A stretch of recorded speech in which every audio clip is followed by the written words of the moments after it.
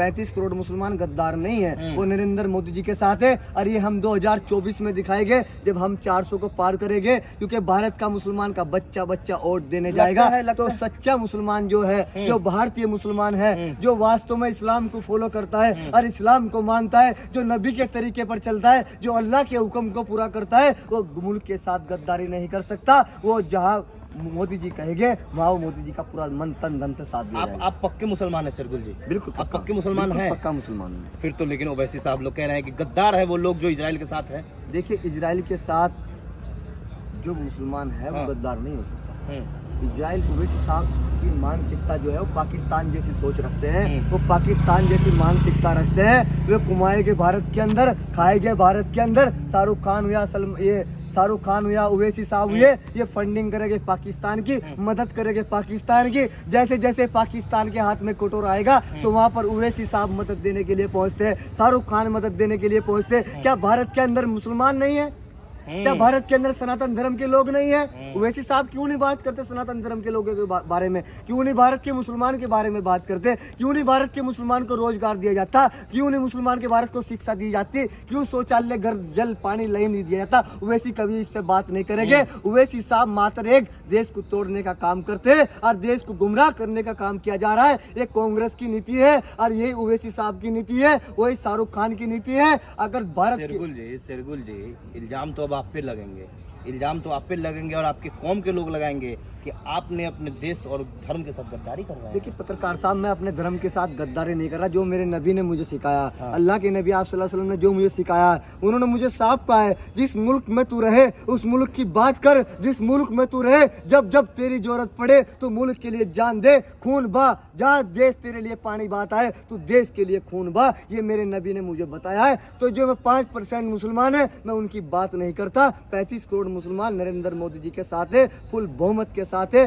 तो उसमें उन 5% मुसलमान से मैं नहीं डरता। वे चाहे मेरे खिलाफ फतवा जारी कर दे, चाहे कुछ कर दे, क्योंकि 35 करोड़ मुसलमान मेरे साथ है, नरेंद्र मोदी जी के साथ है। आप जिस तरह से बोल रहे हैं, आपको नहीं लग रहा है कि अब आप पर भी फतवा जारी हो सकता है? देखिए पत्रकार साहब, मुझे डर नहीं लगता। मैं अपने देश के लिए लड़ रहा हूँ, मैं अपने मुल्क के लिए लड़ रहा हूँ। यही मेरी कुरान मुझे बता रही है, अपने मुल्क के लिए लड़। जिस मुल्क में ले उस मुल्क की बात कर, उस मुल्क के लोगों की बात कर, अपने मुल्क के लिए जान दे, अपने वतन के लिए जान दे। मैं बॉर्डर पे भी अपनी गर्दन कटवाने के लिए तैयार हूँ, अपने मुल्क के लिए। अच्छा शेरगुल जी, मुझे एक बात बताइए कि क्यों आप लोग इजराइल का समर्थन कर रहे हैं, फिलिस्तीन का समर्थन क्यों नहीं कर रहे हैं? एक तो कारण तो होगा, सॉलिड कारण। क्यों कर रहे हैं? सिर्फ नरेंद्र मोदी ने कह दिया कि हम इजराइल के साथ खड़े हैं तो आप सब अंधभक्त लोग आ गए, इजराइल इजराइल इजराइल आई।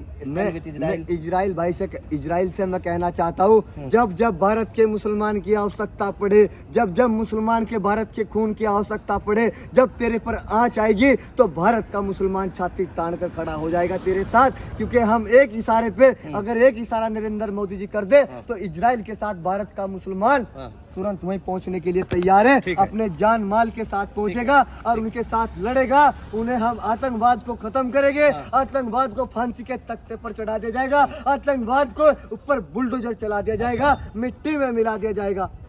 मतलब आप लोग का स्पष्ट कहना है कि आप आतंकवाद को समर्थन नहीं कर रहे हैं, किसी भी कीमत पर आतंकवाद का समर्थन नहीं। मेरे धर्म ने। अच्छा, तो मुझे शेरगुल जी ये बताइए कि जो लोग यहाँ बैठकर हमास का समर्थन कर रहे हैं, ओवैसी चीख चीख कर कह रहा है कि मैं भारत के झंडा के साथ फिलिस्तीन का झंडा यहाँ सीने पे लगा के आ रहा हूँ, इन सब लोगों को आप कैसे चुप कीजिएगा? कैसे प्रधानमंत्री नरेंद्र मोदी इन सब लोगों को चुप करेंगे? देखिए पत्रकार साहब महोदय, ये 5% लोग हैं। 2024 में हमारी सरकार आएगी, अब इन 5% मुसलमान को और ओवैसी साहब को हम पाकिस्तान भेजने का काम करेंगे। हमें भारत के अंदर सच्चा मुसलमान चाह रहा, ईमानदार मुसलमान चाह रहा, जो अपने धर्म को फॉलो करता रखेगा तब तो भेजिएगा शेरगुल जी। अब वो जो पाकिस्तान की फंडिंग करते पहले से, इन्हें पाकिस्तान क्यों नहीं रखेगा? पाकिस्तान की शुरू से मदद करते आ रहे शाहरुख खान साहब, ओवैसी साहब मदद करते आ रहे। आप भी बीजेपी की भाषा बोल रहे हैं, आप भी खाली झूठ मूठ का हम पाकिस्तान भेज देंगे, पाकिस्तान भेज देंगे।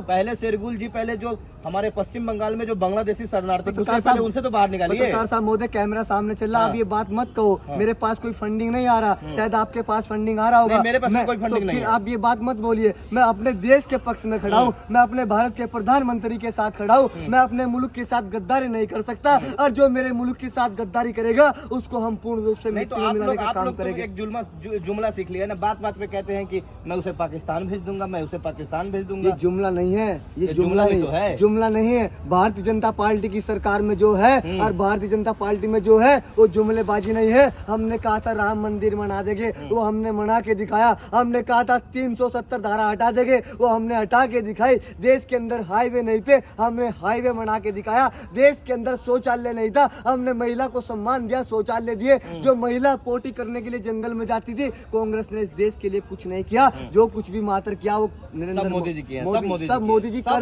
मोदी जी ने करेक्ट किया है और आगे करेंगे। मोदी जी ने कहा, मोदी जी क्या, अगर 2024 में हमारी सरकार आती है तो हम गाड़ी को पानी से चला के दिखा देंगे और भारत के अंदर रबड़ की सड़कें बिछा देंगे और इंसान के हम पंख लगा देंगे। चलिए, क्या बात है शरगुल जी, आपने कहा कि हमने राम मंदिर भी बनाया। राम मंदिर बनने से आप खुश हैं? बिल्कुल खुश हूँ। क्यों नहीं खुश हैं आप? बिल्कुल खुश हूँ।